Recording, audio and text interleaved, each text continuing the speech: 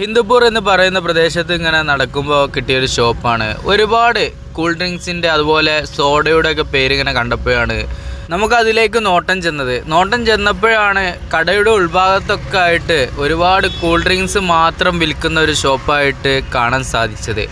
Pan masala പോലത്തെ സാധനങ്ങളൊക്കെ വിൽക്കുന്നുണ്ട് എന്നും മനസ്സിലാക്കാൻ സാധിച്ചു. സോഡകളിലെ വിവിധ തരം ഐറ്റംസുകൾ രേഖപ്പെടുത്തിയ ബോർഡാണ് നമ്മുടെ കണ്ണിലേക്ക് ആദ്യം പെട്ടത്. ബിരിയാണിക്ക് പേര് കേട്ട ദിൽദർ എന്ന് പറയുന്ന ഷോപ്പിൽ നിന്നും ബിരിയാണിയൊക്കെ കഴിച്ചതിന് ശേഷമാണ് ഇതിലൂടെ ഇങ്ങനെ നടക്കുന്നത്.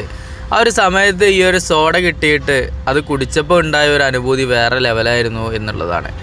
നമ്മുടെ അവിടെയൊക്കെ നമ്മളത് ശീലിച്ചത് കൊണ്ട് തന്നെ ആ ഒരു അനുഭൂതി ഇവിടെ നിന്ന് നമുക്ക് കിട്ടി എന്നുള്ളതാണ്.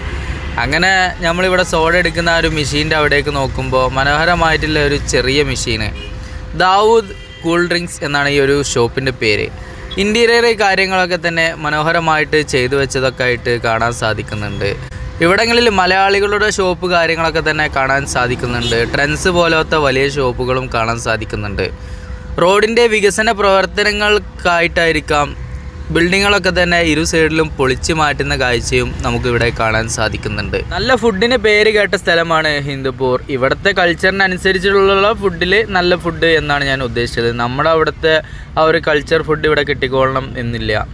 ചീപ്പ് ആൻഡ് ബെസ്റ്റ് ആയിട്ടുള്ള ഫുഡിലും ക്വാളിറ്റി ഉണ്ട് എന്നുള്ളതാണ് ഇവിടെ നമുക്ക് മനസ്സിലാക്കാൻ സാധിച്ചത്. പിന്നെ റേറ്റിൻ്റെ കാര്യമാണെങ്കിലും ഒരു മാന്യമായ റേറ്റ് കാര്യങ്ങളൊക്കെ വരുന്നുള്ളൂ എന്നുള്ളതും ഈ ഒരു ഏരിയയിലെ പ്രത്യേകതയാണ്. കർണാടകയുമായി അതിർത്തി പങ്കിടുന്ന സ്ഥലമാണ് ഹിന്ദുപൂർ. ശ്രീ സത്യസായി ജില്ലയിലെ വലിയൊരു ടൗണാണ് ഹിന്ദുപൂർ. ബാംഗ്ലൂരിലേക്ക് ഇവിടെ നിന്ന് ഏകദേശം 100 കിലോമീറ്ററേ വരുന്നുള്ളൂ.